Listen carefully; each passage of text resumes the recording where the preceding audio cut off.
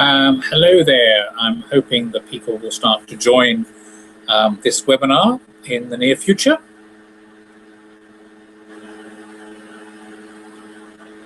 We're now online.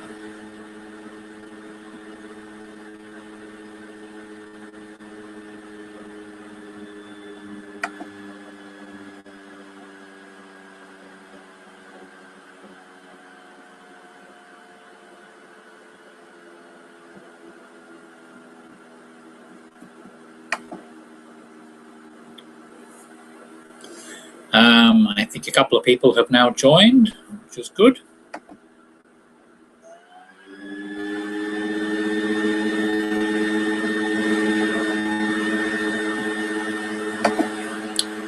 So when you log in, do feel free to send me a quick chat message using the chat button.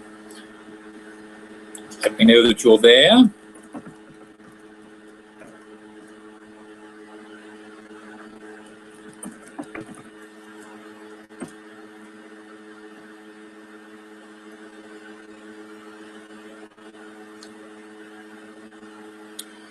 And we shall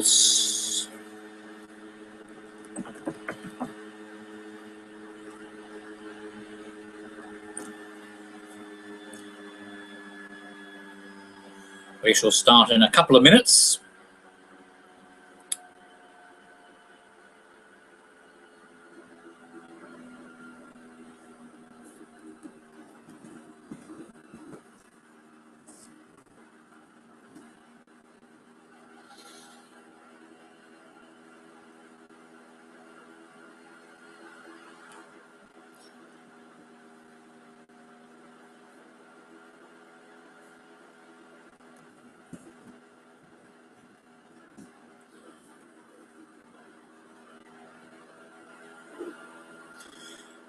Right, so I think we have most people who have now logged on. I hope everybody got the copy of the text that I sent earlier this morning.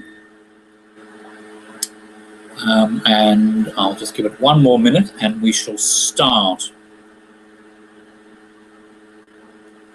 In fact, I think we'll start now. I think most people are now here, so I think we'll go straight into the webinar.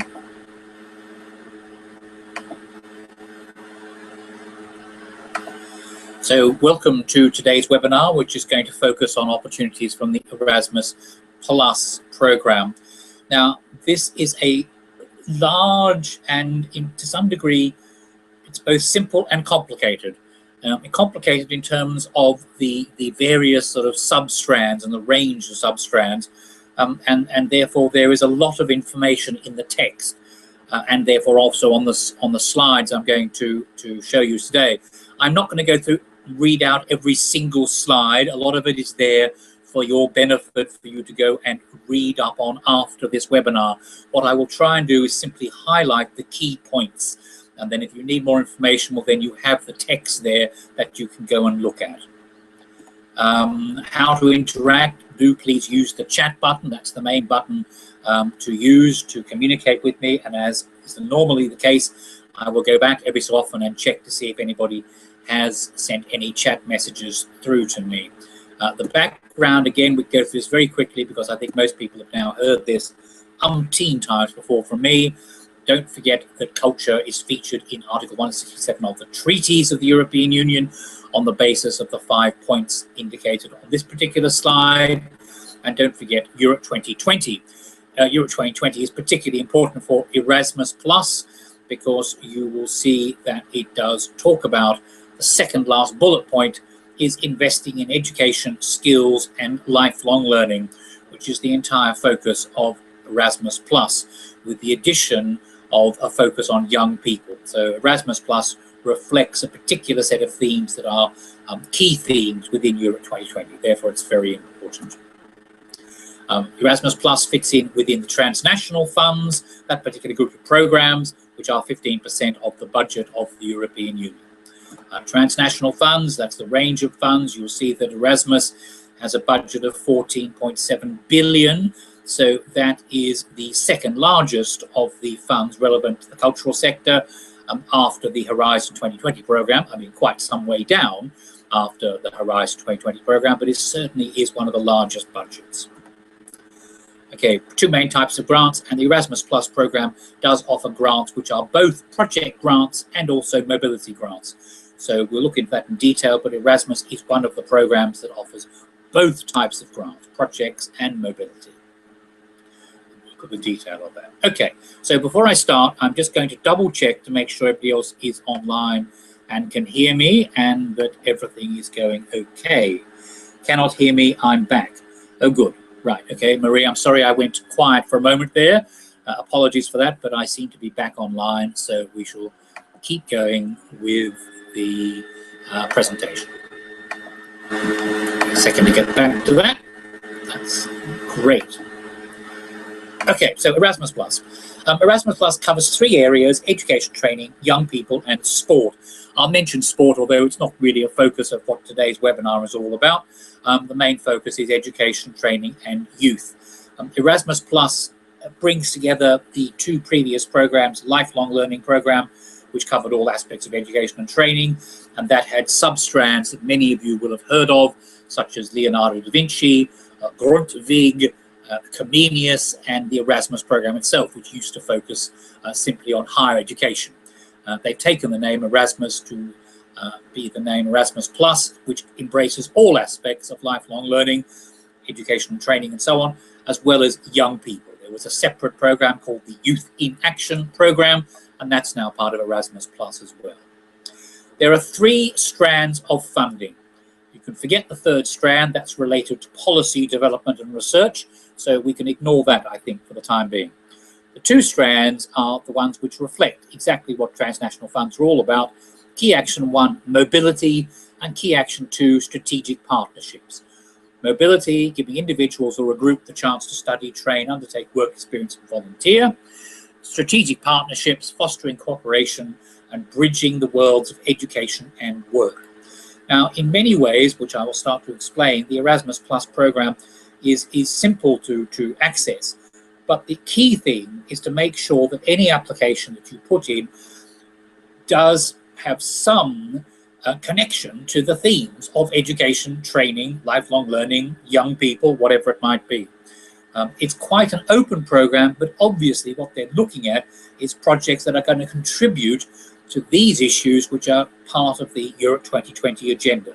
So in some way, your projects must deliver some outputs and outcomes relevant to education, training, young people, whichever one is relevant to the particular strand you're going for. Centralized and decentralized delivery. You'll see the magic word decentralized. Decentralized is really, really important. What this means is this budget is now so big that it's too big for the European Commission to handle itself. So what happens is that the Commission gives great chunks of the money back to the contact points in the member states. So for these key actions, mobility and partnerships, for the strands that you are likely to apply for, you will be applying not to Brussels, as you would do for the Culture Programme or Europe for Citizens or many other programs. You'll be applying to the contact point in your member state, in the UK or in Greece or in the Netherlands or wherever you happen to be based. You'll be submitting your application to the contact point in that particular country. So that's what I'm saying. Funds are handed back, distributed via the contact point. It is the easiest EU funding to access. Decentralized funding in the transnational funds is the easiest to apply for, so do bear that in mind. Do also note that in general, it is only organizations that are going to apply for education and training funding under Erasmus Plus and most European programs. Individuals cannot apply, even though there are mobility grants for individuals. It has to be an organization who applies for the mobility grant on behalf of the individual. There is one caveat about this when it comes to young people, but I'll explain that when we get to that particular section. But generally, it is organizations that have to apply.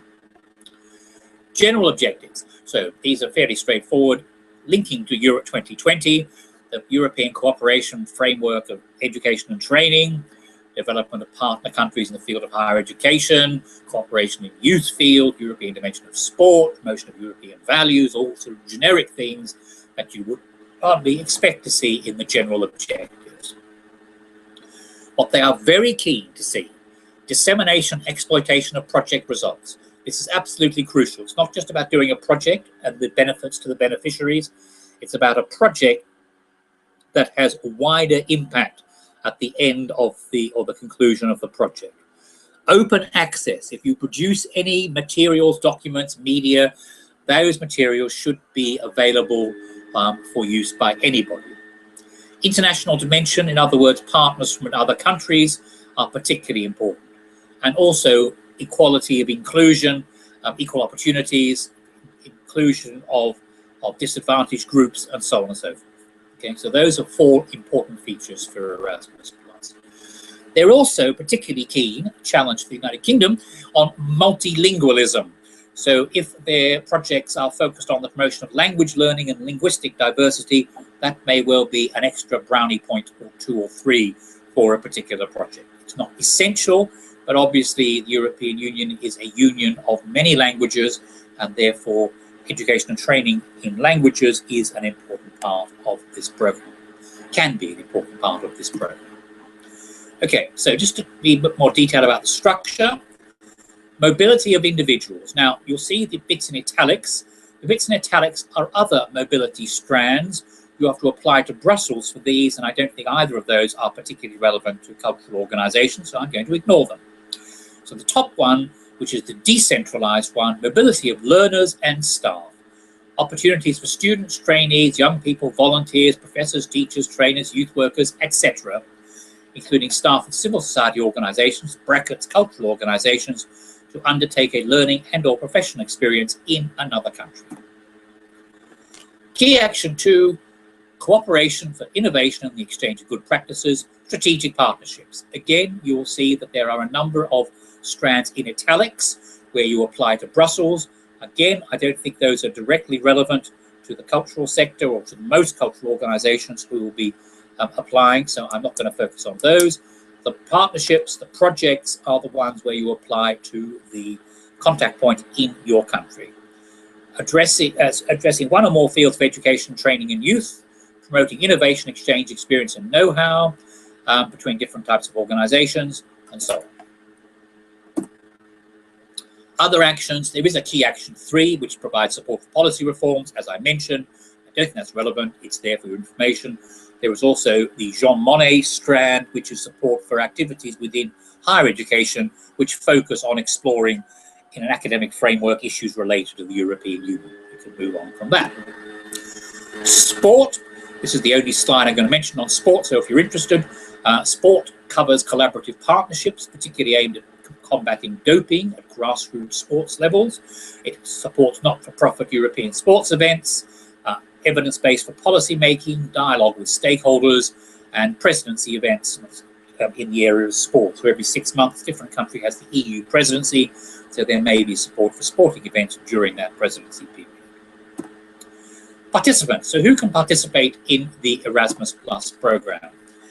Individuals, students, trainees, apprentices, you can read that long list, all sorts of people. Obviously, these people will be reached through organizations. So what you have is you have participants, individuals, and you have participating organizations, which are the organizations that will be applying and will be the partners in the project. The conditions for participation depend on the country where you are based. For most member states, it's quite straightforward, but you can have participants from outside the member states, in which case there are some slightly different rules and regulations. Here we go. Location must be established in a program country, and they are open to participants from other partner countries. Again, there are different rules and regulations about which partner countries can participate, and you will need to check on the program guide to identify those. I've focused on the 2 areas that I think are most relevant to the arts, culture, heritage and creative industries, which is adult education and youth. Adult education is sort of like involving outreach activity, working with disadvantaged people and so on. This, I think, is relevant to many cultural organizations. Members of adult education organizations in other words, cultural organisations working with adults, trainers, staff and learners in adult education. Youth field covers young people aged 13 to 30, as well as youth workers, which could be in cultural organisations, and staff and members of organisations active in the youth field. Participating organisations, these are the ones that submit and manage the projects.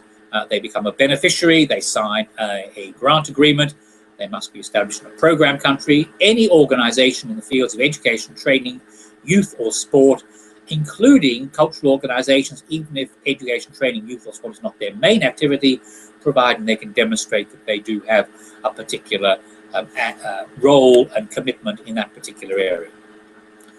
Eligible countries. So the programme countries include all the member states, and they also include Macedonia, Iceland, Liechtenstein, Norway, Switzerland, and Turkey at this stage. It may be that other non-EU countries, particularly in the Balkans, Serbia, Bosnia, and Montenegro, and so on, may also participate in this programme, but you'll need to check with the programme guide to see which countries are currently eligible. There are different eligibility rules for different actions of the programme, just to make things more complicated. Partner countries could come from any of the areas listed here: Eastern Partnership, Southern Mediterranean, Western Balkans, maybe even Russia. You will need to check in the programme guide in Part B to see which countries are currently eligible.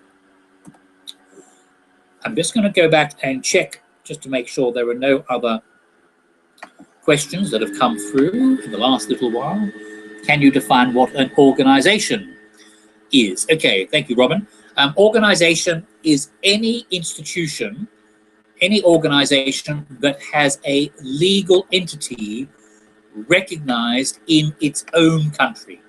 Okay, so that could be any sort of organisation. It could be a government department, or a university, or a local authority, or an independent organisation which has a legal status recognised in its own country. So providing you can produce some documents, memorandum and articles, whatever it might be, demonstrating that you are recognised in your own country where you are based, then that is absolutely fine. The only other key thing is that organisations generally have to have been going for at least 2 years by the time of application. And I'll come to this a little bit more when we look at some of the eligibility criteria, but those are the key factors about organisations. Objectives and priorities.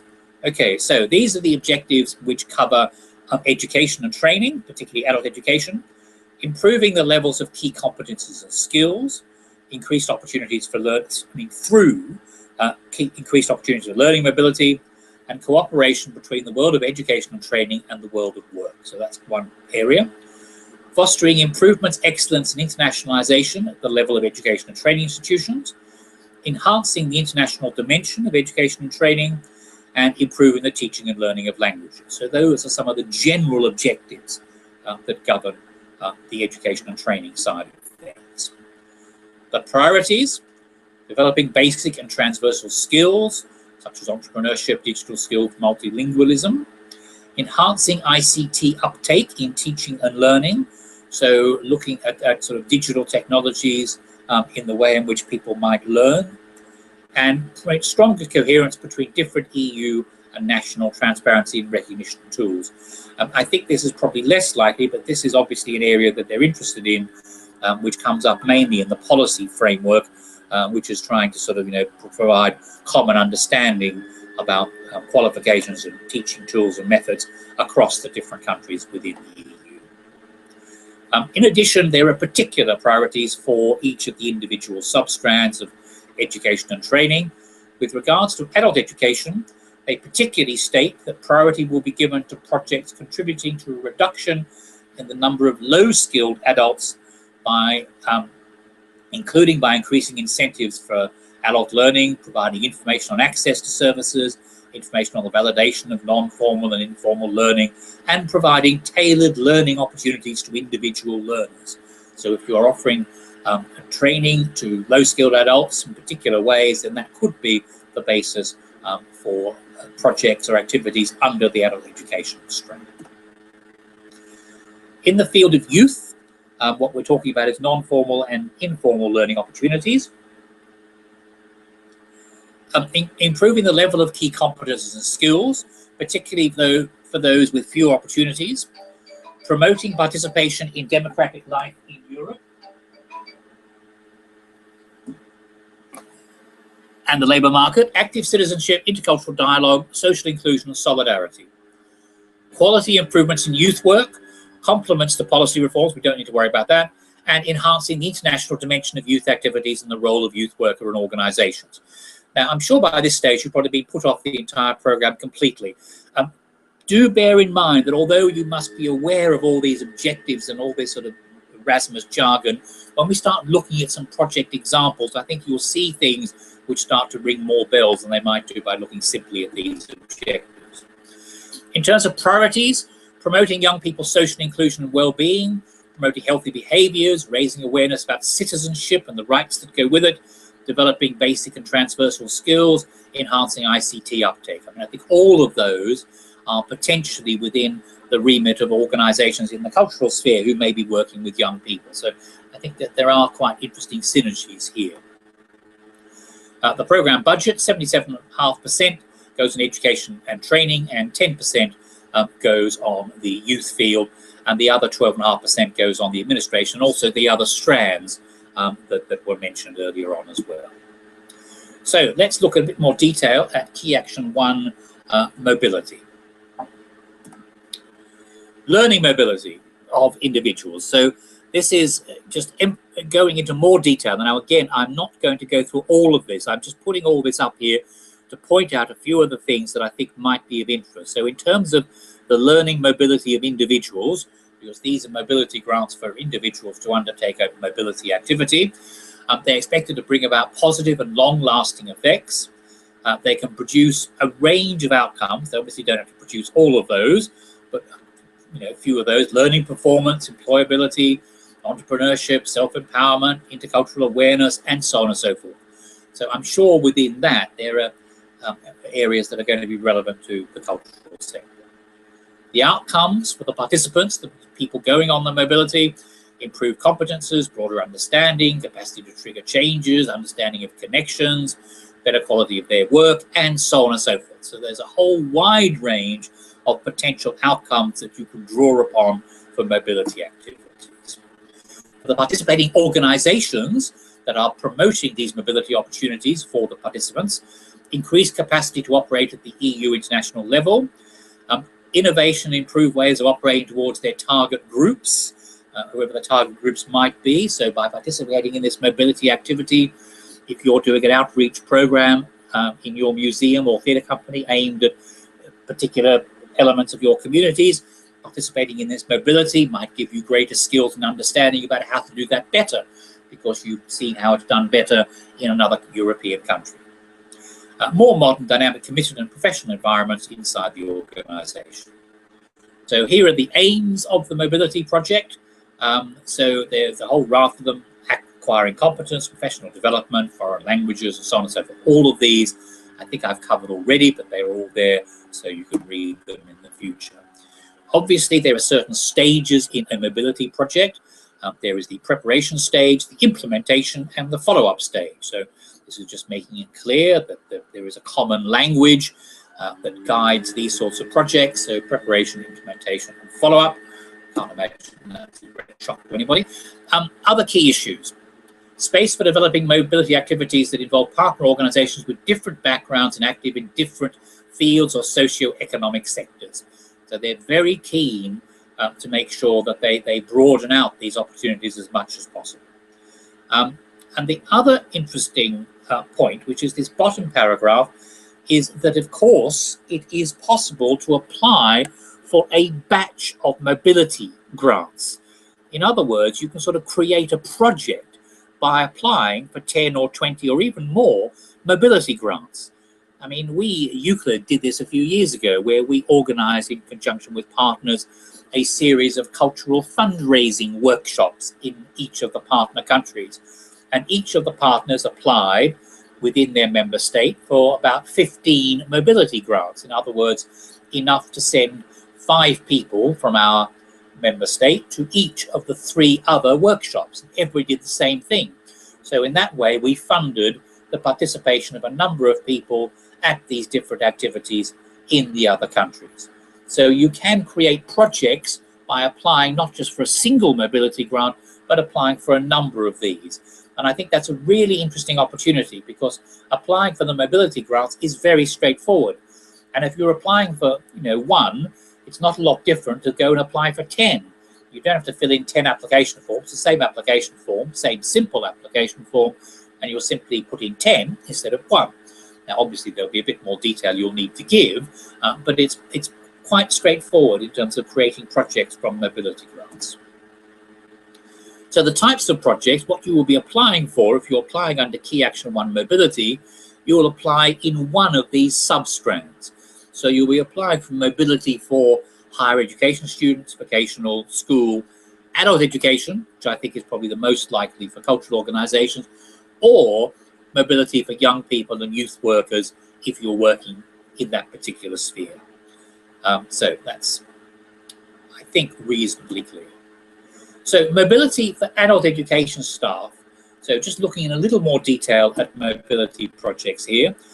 For adult education staff, teacher training assignments to teach or provide training at a partner organisation abroad. So if you have a particularly interesting cultural, training program with outreach, as part of your outreach program within your cultural organisation, you may undertake that similar program in another organisation, in another part of Europe, because they would like you to go there and do that, because that will be a sharing of good practice. Staff training, courses, training events, job shadowing, observation period. So this will be an opportunity for you to go and undertake a job shadowing or a training activity in conjunction with another organisation in Europe. So either you are going to go and learn, or you are going to go and teach. This is the way in which a mobility project essentially works. The role of organisations, well, there are different sorts of organisations, just making it clear that there are applicant organisations, sending organisations, and receiving organisations. And this is clarifying the role of the receiving organisation, and it's making clear what Erasmus Plus supports in terms of the learning mobility of staff. There has to be a European development plan. So before you apply for one of these, you have to write a relatively simple and straightforward European development plan, which just shows to the European Union how this particular activity fits in with your overall commitment to working at the European level and to undertaking a series of activities which is going to enhance your European working. It has to respond to clearly identified staff development needs, and you have to make sure that the learning outcomes as a result of your mobility activity are going to be disseminated and widely used within the organisation and maybe beyond the organisation. European Development Plan, as I said earlier, this indicates how this activity is part of a wider and long-term strategy in terms of the development of the organisation. Quite straightforward. Eligibility criteria. Participating organisation can be almost anything, and you'll see it does include, these are the official criteria. In red down the bottom, you'll see a cultural organisation, library, or museum. So a whole range of organisations can be eligible for these grants. Practical issues. Who can apply? Adult education sending staff abroad, coordinated a consortium, can't be individuals. You can go on teacher training assignments or staff training.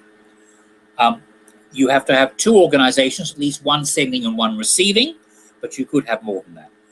The duration of the project is for 1 or 2 years. Okay, so all fairly straightforward. The individual activities can last from 2 days to 2 months, excluding travel time.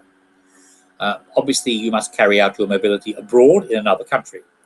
Staff members of the organisation, where to apply, you apply to the national agency in your own country.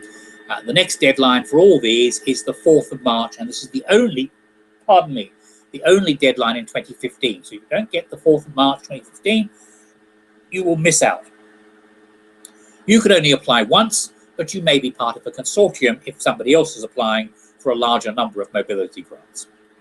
I think that's fairly straightforward. Award criteria. Now, as I keep saying, there are now standard award criteria. We know what they are. We know what the maximum scores are. And these obviously help you in developing your application. The first criteria, which is the standard sort of criteria, 30 points for this one, relevance of the project. So how relevant is it to the objectives and priorities of the action of the participating organizations and of the participants? And to what extent is it producing high quality learning outcomes and reinforcing the capacities and scope of the participating organizations? Award quality criteria 2, quality of the project design and implementation. So the clarity, completeness, and quality of the phrases, consistency, quality of your European development plan, quality of the practical arrangement of the preparation, for the recognition of the learning outcomes, and so on and so forth. So this is the quality of the project, worth 40 points. And the third and final criteria for this strand is impact and dissemination. How are you evaluating the results of the project, and what is the impact of the project, and how are you going to disseminate the outcomes of the project within and outside the participating organizations? Okay, and then it just gives you a bit more detail of the way in which they finalize these particular criteria. Okay, funding available. Now, one of the key things about these mobility grants is that we're now looking at a much simpler way of identifying how much money you're likely to get. It is based on a series of criteria that are simply stated. So there are set costs available for travel, for organizational support, and so on and so forth. And these are all quite clearly identified in the various tables in the program guide. So there'll be a contribution to the travel costs based on the distance per participant. There'll be a contribution to organizational support, which is amount of euros per participant.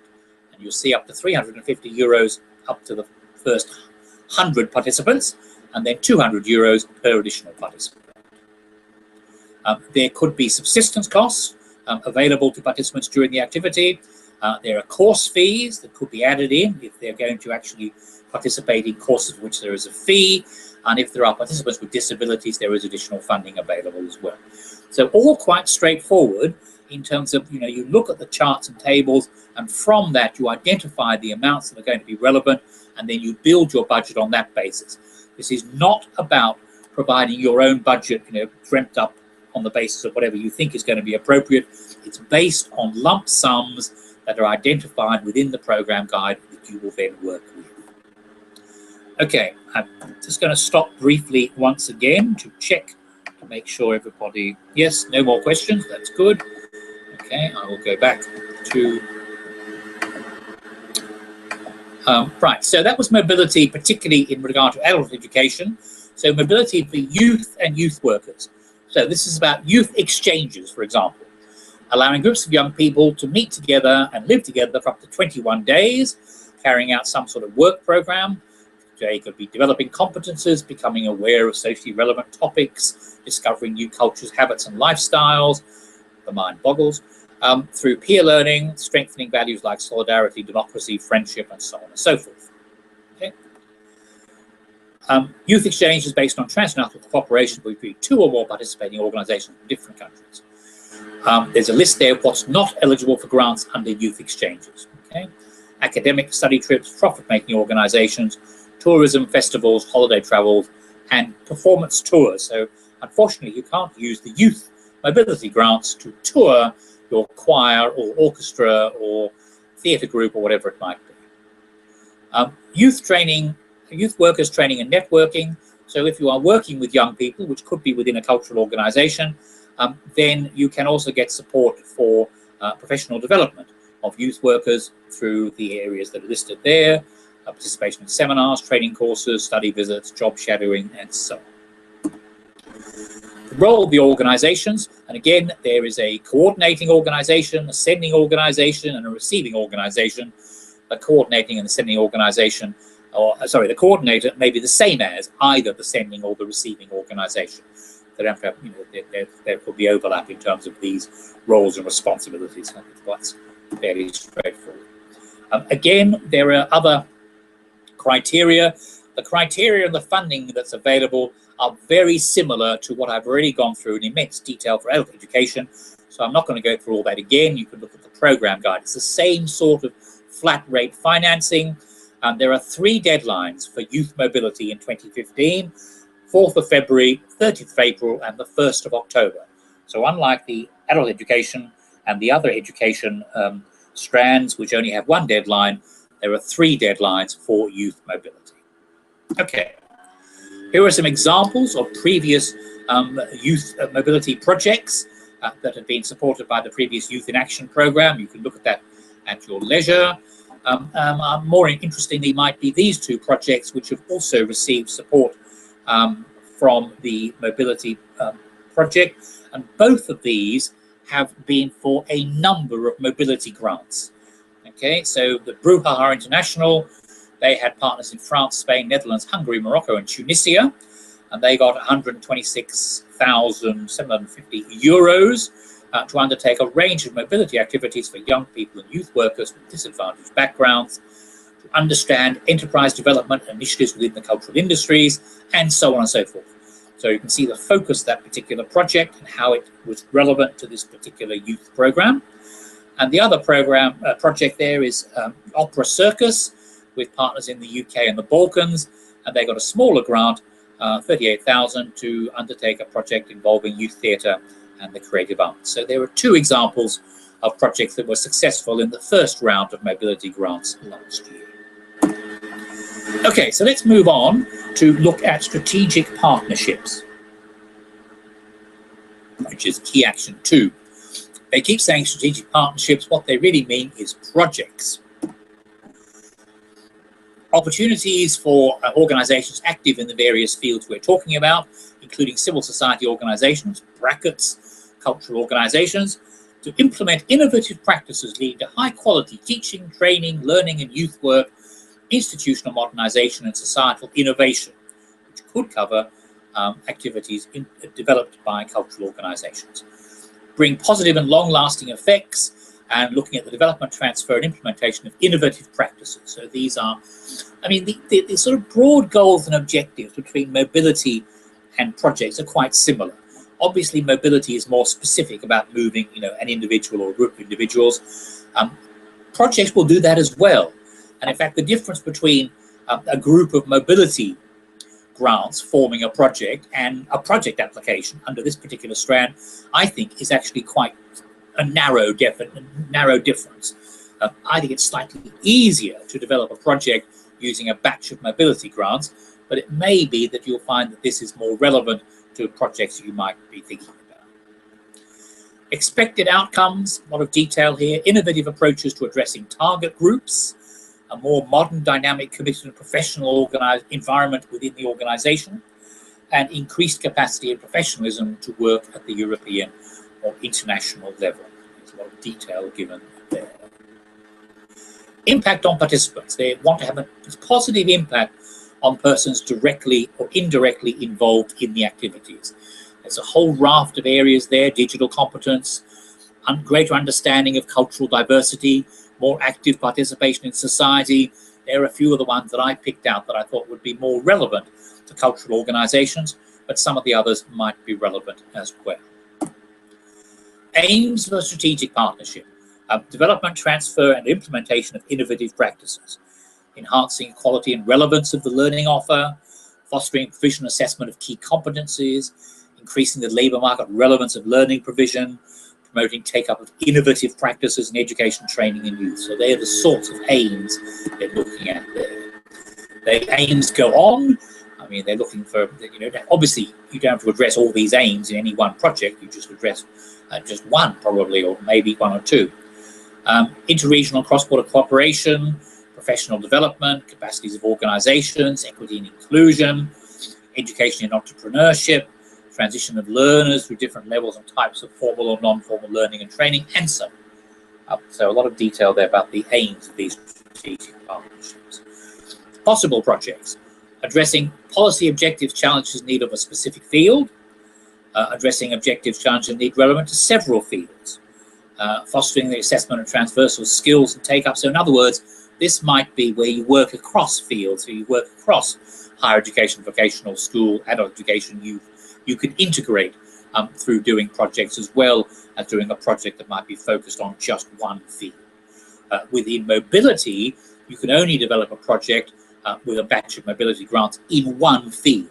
But under here, you can develop a project that crosses over a number of different fields. So if that's what you're interested in doing, then you would need to put in a project application rather than a mobility application.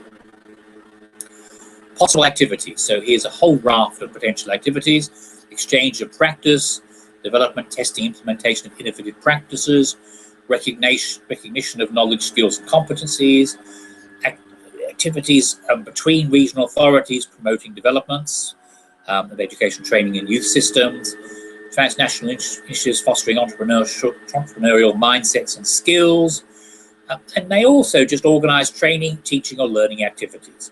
So they could be quite straightforward in organising training, teaching, and learning activities, or they might undertake things that are a little bit more complex, more sophisticated. Some examples they give: recognition and validation of learning outcomes is one example.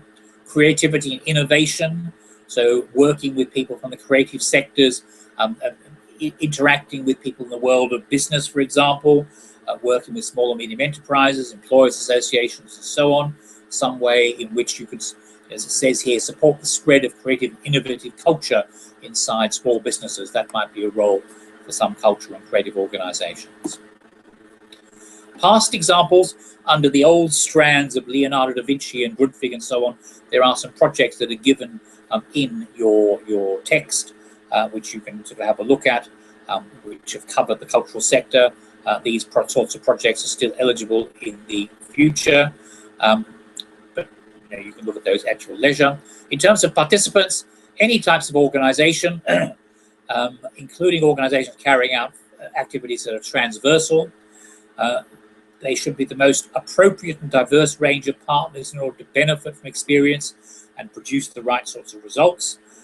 They should involve cooperation between organisations established in different partner countries. Eligible participating organisations, another great long list, and again you will see that this includes cultural organisations, libraries, and museums. So cultural organisations are certainly eligible. Who can apply? Any participating organisation. You need a minimum of 3 organisations for one of these projects from 3 different organisations. If they are strategic partnerships involving only schools or school authorities, then you only need 2 types of organisations. And if they are involving the youth field, you only need 2 organisations, 2 different countries. So normally 3, but in those particular examples, you can see you can just have 2 partner organisations. They can last between 6 months and 2 years if they're in the youth field. Other types of partnerships, they have to last between 2 or 3 years. There's a possibility of making an extension to your timetable if there's a really good reason. And you apply to the national agency in the country in which you are established, the national agency in the UK or Greece or wherever it happens to be. The deadlines, again, it's very similar. For the youth field, there are 3 deadlines. For youth projects, 4th of February, 30th of April, and the 1st of October.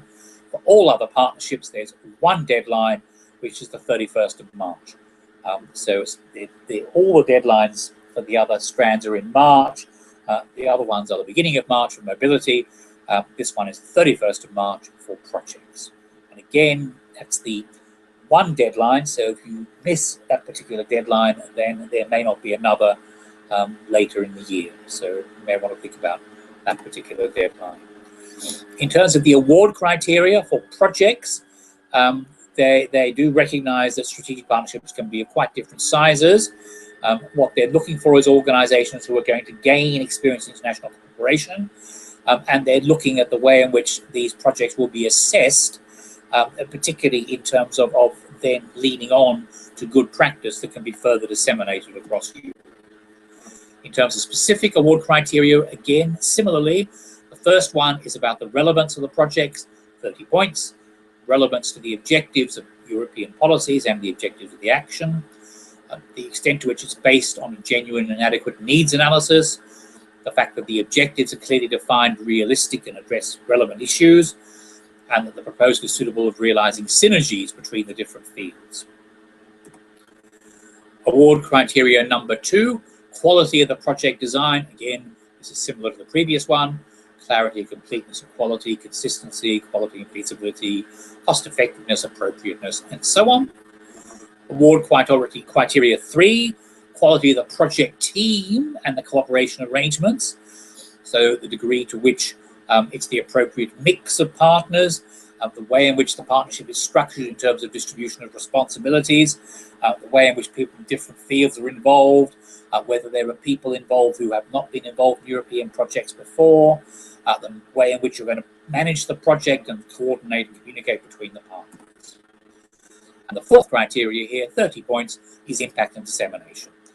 So how you're going to evaluate the outcomes, the way you're going to, the impact of the project, and the way you're going to disseminate the results of the project, particularly beyond the participating partners, so that it's seen to be of interest and relevance to people across Europe. Funding rules, just to sort of make the point that there could be quite simple cooperation projects and much more sophisticated projects, and they do take that into account when looking at the funding. However, again, we're looking at the basis of putting together budgets based on set costs. There is a menu of cost items that you choose from. All partnerships will take cost items for project management and implementation and transnational project meetings. Other cost items are only relevant to more substantial projects, and I think that's absolutely clear when you start looking at the detail that's in these particular details. Particular schedules and budgets. So the maximum amount for a strategic partnership is 150,000 euro, 12,500 euros per month. Within the project management implementation, you can get up to 500 euros per month for the coordinating organization, 250 euros per month for the participating organizations, maximum 2,750 euros per month in that area. For participation in meetings between partners, you can get funding based on a range of criteria to do with travel, up to a maximum of 23,000 euros per year. For intellectual outputs, you can get funding to cover the costs of staffing to work on the development and implementation of the project. And if you're undertaking projects which are going to result in multiplier activities, then you can get costs to cover the involvement of local participants and also international participants, in other words, participants from the other countries.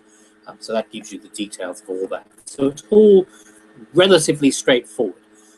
The other sorts of funding that can be available for intellectual output, for subsistence participants in training programs and so on, this is all detailed in the various tables, and it's a matter of simply compiling your budget from what are the options and criteria that are listed in all these detailed financial tables.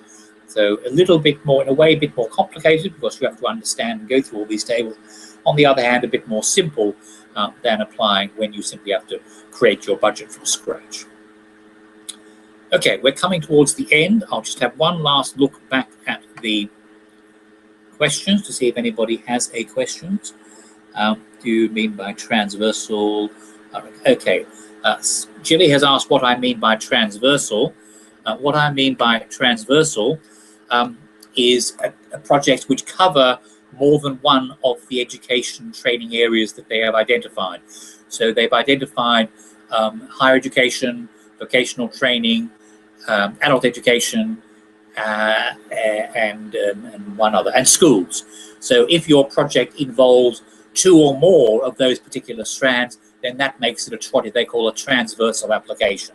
So if it involves two or more of those particular strands, that would make it a transversal project application that only applies in the project funds, not in the mobility grants. You can only apply under mobility in one of those. But in the partnership, strategic partnerships projects, you can apply under another strand called transversal. The other question is, do strategic partnerships projects have only one funding round? At the moment, it looks as if they may only have one funding round in the 31st of March. However, it is possible that there may be another funding round in the autumn, but there's no information to confirm whether that is definitely going to happen at this particular stage. Okay, I'm now going to go back to the making a submission. So we're coming towards the end. You'll be pleased to know. Making a submission, you have to register as now is common in the participant portal, get your participant identification code, check your compliance with the criteria, check the financial conditions, and then fill in and submit the application form. Obviously, that's not completely straightforward, but it's more straightforward than you might imagine. Principles applying to EU grants: non-retroactivity, common principle, you can't apply for funding you've already spent; non-cumulative, you can't apply for funding from more than one funding program; projects cannot make a profit; and in terms of all projects, there has to be some element of co-financing, but I'll come back to that in a moment. When the grant may be a proportion of the eligible costs, there are particular rules here which you can read up in detail. We just need to be aware of them. There are rules about VAT, which are essentially about you can only reclaim VAT. So you only include VAT if you're not able to reclaim that VAT. So in other words, if your organisation is not registered for VAT, then you can include the gross amount rather than a net amount, or the amount net of VAT. And you can usually include some eligible indirect costs, the same as you can for the culture programme, of up to 7% of those sorts of costs that are listed there, which can be charged to the project. Now, there needs to be some match funding. There is, however, no specific rule about how much match funding. Match funding can come from the beneficiary's own resources, contributions from third parties, income generated by the project. There's no rules which, for example, in the culture programme, it's quite clear it's 60-40 or 50-50. Those rules do not apply. You just have to provide evidence that there is other funding coming into the project that's going to pay for whatever costs it's going to pay for. But there are no specific rules or guidelines which say it has to be this percent or that percent or anything else. At the end of the day, however, in your final report, you will have to report on exactly how much other match funding you did receive, and obviously projects cannot make a profit, so the final payments may be reduced if you've received more match funding than you expected you would receive. If you're requesting a grant less than 60,000 euros, so for a small grant, then this requirement for match funding does not apply. Okay? And the final point, which is also standard, contributions in kind are not considered as co-financing, so you can't use contributions in kind for co-financing. Applications are completely online. So again, this is another program. I think that the culture program is the only program these days where you have to do it online, then print it out. This is another program where you simply submit the entire form online. Okay, so there's no, you don't print anything out and post it off. That's quite straightforward. Multiple submissions of the same application. In case you sort of change your mind, you can make a second submission, submit it a second time, and they will always take the last submission as being the one that's correct. Okay. If you are selected, then there is a grant decision and then a grant agreement. You'll be notified of the grant decision. You'll then have to sign a grant agreement. There may be mono-beneficiary agreements or multi-beneficiary agreements in case of a consortium where all the members become beneficiaries of the agreement. That is possible within this particular program. Deadlines and agreements. There is pre-financing agreements available for all programs here. So if it's mobility, you get 80% up front. You don't have to write an interim report at all. You just write a final report. For strategic partnerships lasting up to 2 years, you get 80% up front. They will require an interim report. For partnerships lasting 2 to 3 years, there'll be 2 pre-financing, 40-40-20, and also an interim report will be required. And the final payment, which is 20% of the grant, will be within 60 days after the national agency in your member state receives the final report. So that's a statement about final payments, pre-financing. There are a whole raft of other contractual issues. If you don't have the right financial capacity, they may request a financial guarantee. You have to be careful that if you're subcontracting, you do that appropriately, given EU procurement rules. You need to provide information. The Commission has the right to provide information publicly on the grants that they award. You have to make sure you credit the European Union or publicity. There is a possibility that projects, I think it's 1 in 10 projects, will be audited. Data protection has to be taken on board in the way in which you undertake your project. And open license intellectual property rights will apply on projects funded by the European Union in terms of any particular mechanisms or training materials you might produce as a result of this particular project. So in summary then, coming to the end, there are 3 key actions, either in terms of most cultural organizations, 1 and 2. 1 is mobility, 2 is projects. That website there will give you a list of all the different contact points in the different member states. In the UK, the contact point is under that particular website, erasmusplus.org.uk. The contact point in the UK is now a merger between ERasmus, which was the previous contact point for the lifelong learning program. They're based in Birmingham, and the British Council, who were the contact point for the Youth in Action program. They've come together and they've now split the responsibility for being the contact point. They're a very well-resourced contact point. They run their own seminars and information services, and they provide a certain amount of free information to help guide you through the application process. So, as do all the contact points, provide free information to help you through the application process. Okay, so there's our standard next steps slide. Sign up for more information, decide which strand is right for you, how ready you are, which deadline is right, whether you can get something organized in terms of the March deadline or not, and find and secure your partner organizations.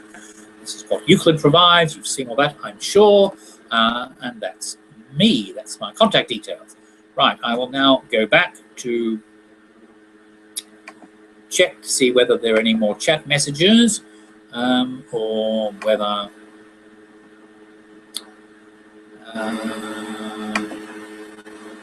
right, okay. Can you give advice on assessment evaluation methodology?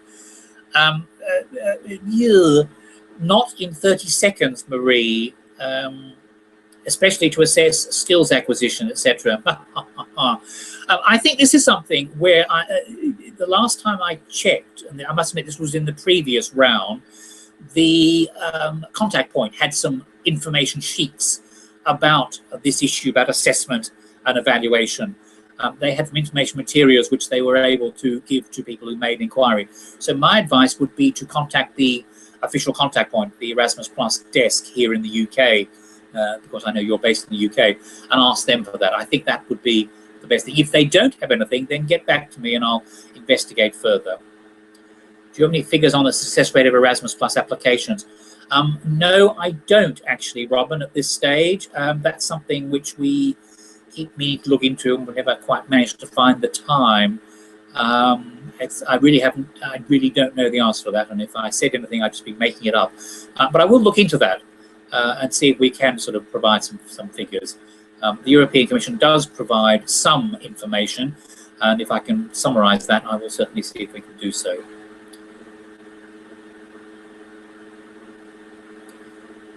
Said before, non-education based organizations can apply to support R&D travel support a European project.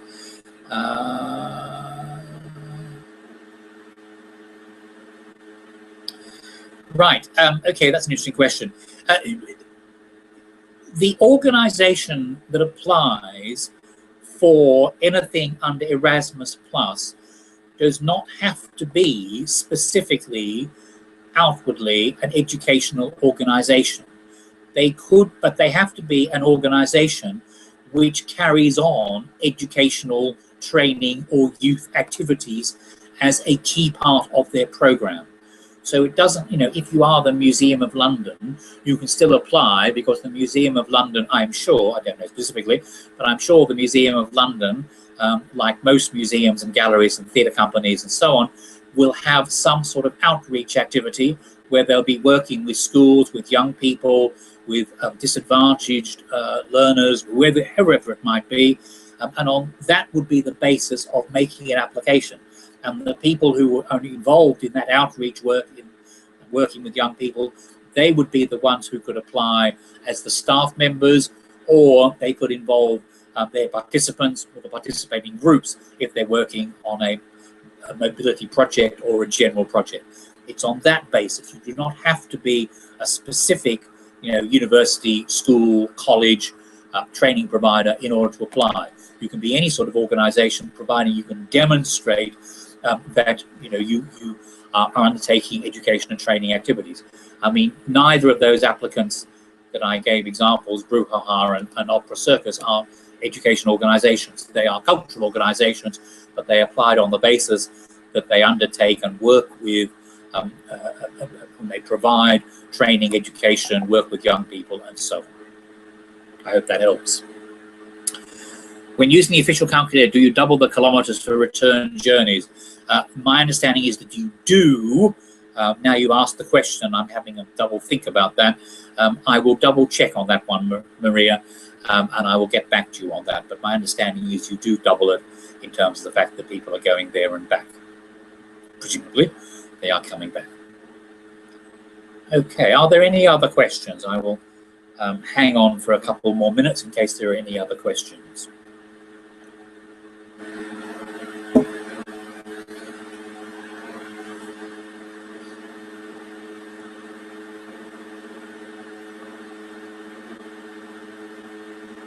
Just to go back to Robin's point, I think about success rates. I think one of the reasons why I did look at the success rates for Erasmus and lifelong learning and so on, and the reason that I decided not to go down that route was that it was impossible to get enough detail on the types of applicants, that the generic statistics weren't necessarily that helpful because they were covering such a wide range of different types of organizations,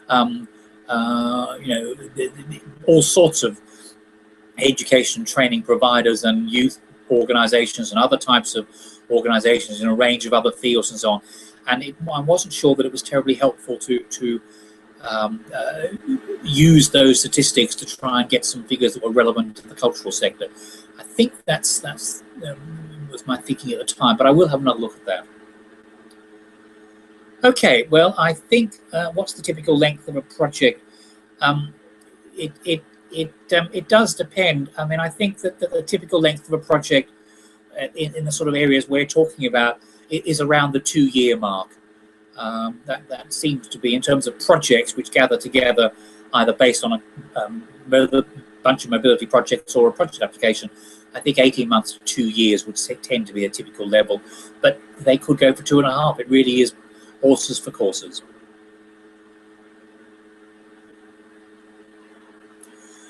Okay, I think I will stop there.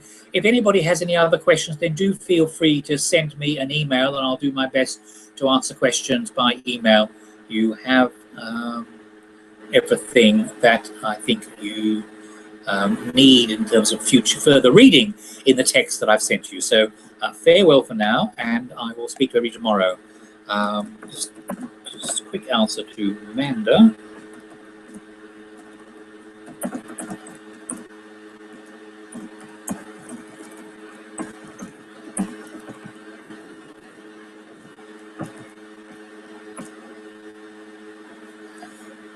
Okay, I'm going to log off now. Thanks very much. And if anybody, those of you who are coming to the webinar tomorrow, I will, well, I won't see you, but you will probably see me then. Okay, farewell.